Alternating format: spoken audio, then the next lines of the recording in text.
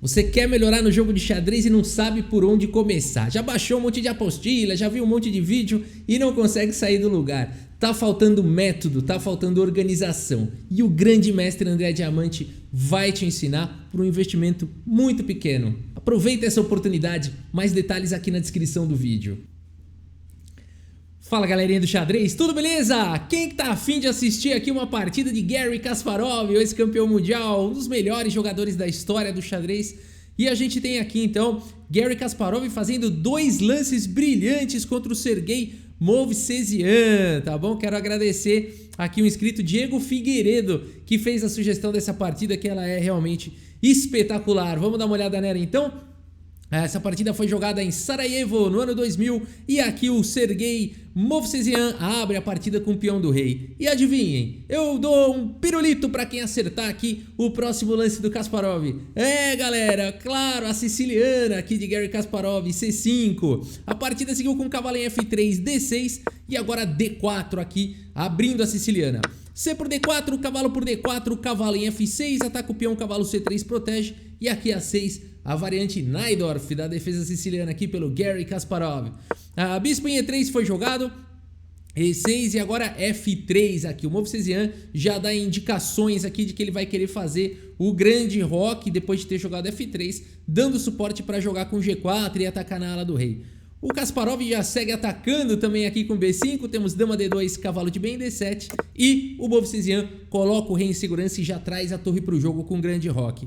Kasparov segue com bispo B7, dando a casa de C8 para a torre, colocando o bispo numa boa diagonal, controlando aqui a casa de C6. G4 foi jogado imediatamente, o Movsesian parte para o ataque na ala do rei. Cavalo B6, talvez de olho aqui na casa de C4, dama em F2 já colocando forte pressão aqui na casa de B6 e aqui cavalo de F em D7. O Kasparov tira esse cavalo que vai ser atacado mesmo a qualquer momento e já traz mais uma proteção aqui para a casa de B6 e os cavalos também estão prontos para avançarem no futuro.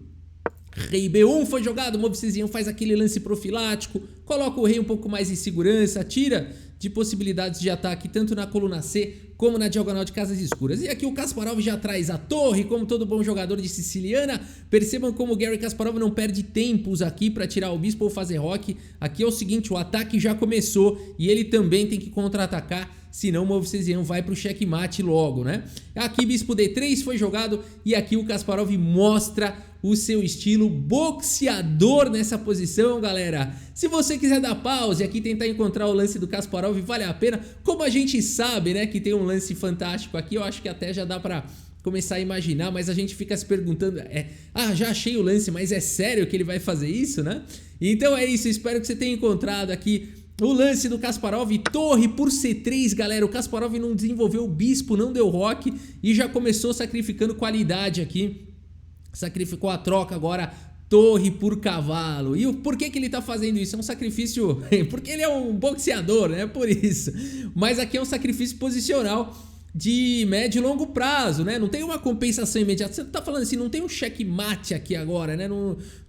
As peças ainda estão um pouco longe do ataque, né? Então isso aqui que é espetacular nessa partida. É o primeiro lance brilhante aqui do Garry Kasparov, considerado aqui pelas engines do chess.com. Torre por C3. Aliás, eles melhoraram essa questão de configurar, classificar o lance como brilhante, tá? Antigamente era o único da posição, mas às vezes era um lance bizarro, um lance de peão, qualquer coisa esquisita. E agora não, são lances humanos mesmo, são lances que envolvem sacrifício. Muitas vezes tem um lance muito bom também, quase com a mesma pontuação, mas esse é o lance brilhante porque envolveu um sacrifício, envolveu uma imaginação. Tá de parabéns aí o algoritmo do chess.com classificando melhor aí os lances brilhantes. E aqui o Movsesian captura então a torre, aceita aí o sacrifício de qualidade. Não tem o que fazer, né? Acabou de perder um cavalo, vambora, vamos ver o que vira. Dama C7, agora o Kasparov segue pressionando o peão de C3. Temos aqui cavalo em E2, o Movsesian já tem que começar a recuar um pouco. E agora bispo em E7, o Kasparov segue desenvolvendo. Ele conseguiu frear o ataque do Movsesian. O Kasparov ele paga o preço que for para a iniciativa ficar na mão dele. E agora G5 foi jogado, o Movsesian tenta atacar. Roque, o Kasparov tranquilo, agora traz a outra torre pro ataque, H4 e aqui cavalo em A4. O Kasparov com a torre pronta para entrar já começa a pressionar aqui em C3. Bispo C1 foi jogado agora pelo Movsesian. Um lance bastante interessante, né? Fala, puxa, agora dá pra capturar aqui em C3. Isso é muito perigoso. O bispo veio pra casa de C1 e ele vai querer jogar em B2 no futuro. Por exemplo, não foi jogado pelo Kasparov cavalo por C3, mas depois de cavalo por C3, dama por C3, o bispo vem pra B2 e acabou o ataque do Kasparov. Ele até agora vai ser atacado aqui, esse bispo vira um monstro, né? E aqui o Kasparov não tem muito como continuar. A gente olha essas peças aqui, aí não tem muito como continuar esse ataque, né? Então por isso aqui o Kasparov não captura agora aqui em C3 e segue com o lance cavalo em E5, levando mais peças aí para o ataque. H5, Movsesian continua sua tarefa, atacar. E agora D5 aqui pelo Kasparov, tentando melhorar a atividade das peças. Temos aqui dama em H2 e agora o cavalo aqui tá meio cravado, né? Meio não, tá cravado, né? Ele não pode sair daí.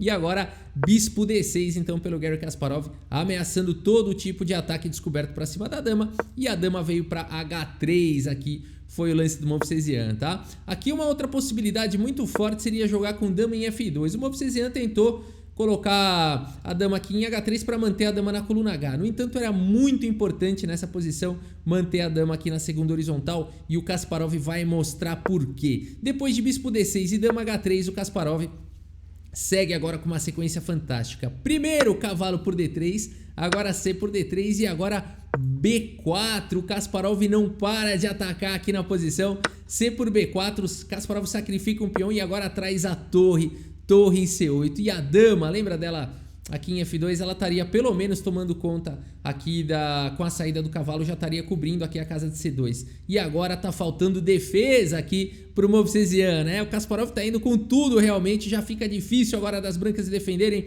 Rei A1 foi jogado, tirando o rei aqui de muito perto aqui das peças do Kasparov. E o Kasparov agora segue com mais uma sequência fantástica aqui. Primeiro D por E4 e depois de F por E4, o Kasparov vai para o segundo lance brilhante aqui da partida, galera. Se você quiser dar pause nessa posição e tentar encontrar aqui o segundo lance brilhante, então, de Garry Kasparov, vale a pena, tá bom? E aqui é mais um exemplo de que melhoraram o algoritmo aqui do chess.com, porque bispo por B4, se você achou esse lance é ótimo. É quase igual na pontuação aqui da engine ao lance brilhante. Só que o lance brilhante aqui ele envolve criatividade e é mais difícil e é mais preciso. E é o lance bispo por E4, espero que você tenha encontrado aqui bispo por E4.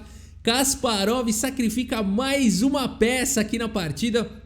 E o Movsesian agora, percebendo todos os perigos da posição, segue com esse lance fantástico aqui, que é G6, parte para o contrajogo, né? Rafa, o que está acontecendo aí? Se peão captura o bispo, o que vai acontecer? Bom, depois de bispo E5 aqui, realmente as brancas têm problemas, né? Então o sacrifício do bispo aqui é para evitar exatamente o cheque, por exemplo, aqui o peão avança, né? Então para evitar isso, primeiro sacrifica o bispo, né? Então aqui ele não aceitou, mas se tivesse aceitado o bispo ganharia aqui a casa de E5 e aqui acabou. O rei vem para B1, leva a dama C2, checkmate. Senão vai ter que começar a colocar um monte de peça na frente aí, vai levar checkmate de qualquer jeito, né? Então aqui por isso o bispo por E4, um lance brilhante aqui de Garry Kasparov. E aqui o Movsesian, percebendo o problema, segue para o contrajogo, põe complicação, avança com G6 agora. Kasparov aproveita para capturar aí um pouco de material, bispo por H1, dama por H1. Aqui nessa posição G por F7 não vai ser muito diferente do que aconteceu na partida, na verdade vai acontecer por outra ordem, tá? Mas seria possível. Dama por H1 foi jogado, agora bispo por B4 e aqui G por F7, cheque, rei F8. E agora dama em G2. O Movsesian parte para sua última tentativa aqui de uma armadilha. Torre B8 foi jogada agora pelo Garry Kasparov. Bispo B2, temos cavalo por B2 e aqui o Movsesian vai para esse lance perigosíssimo. Agora cavalo D4, olha só.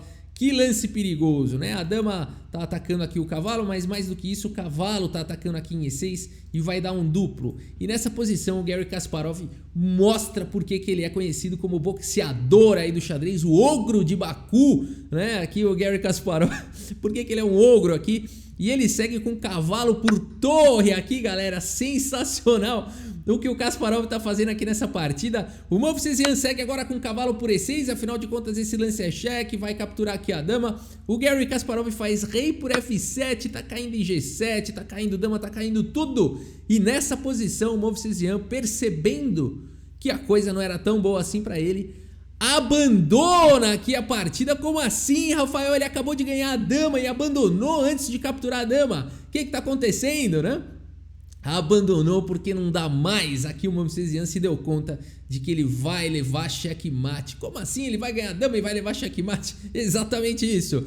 Então aqui, por exemplo, se ele tivesse seguido com o cavalo por C7, simplesmente o Kasparov seguiria com bispo C3 e olha essa posição, não tem o que fazer, o rei não tem pra onde fugir, teria que cobrir de dama e aqui acabou. As pretas teriam checkmate em poucos lances. Por exemplo, torre por dama. E aqui depois de cavalo D5 atacando aqui o bispo, tem mate em 3 aqui. Tirando a torre para qualquer casa, torre B4, por exemplo, o cheque, cavalo por C3, cavalo por C3. E não tem como evitar o checkmate aqui com torre B1. Não tem o que fazer, pode tirar o peão, é mate de qualquer maneira, né? Então aqui tá vindo o checkmate. Que mais que dá pra fazer aqui depois desse rei por F7? Ué, então eu já vi que capturar a dama eu vou levar mate. Será que não dá pra eu fazer dama por G7 então? Também não funcionaria. Depois de rei por E6, existem duas opções interessantes. Ou dama por dama, ou vou sair dando cheque igual um louco. Será que funciona dama por dama? Também não funciona por conta de bispo C3 cheque e mais uma vez o rei vai levar checkmate em 2 lances agora.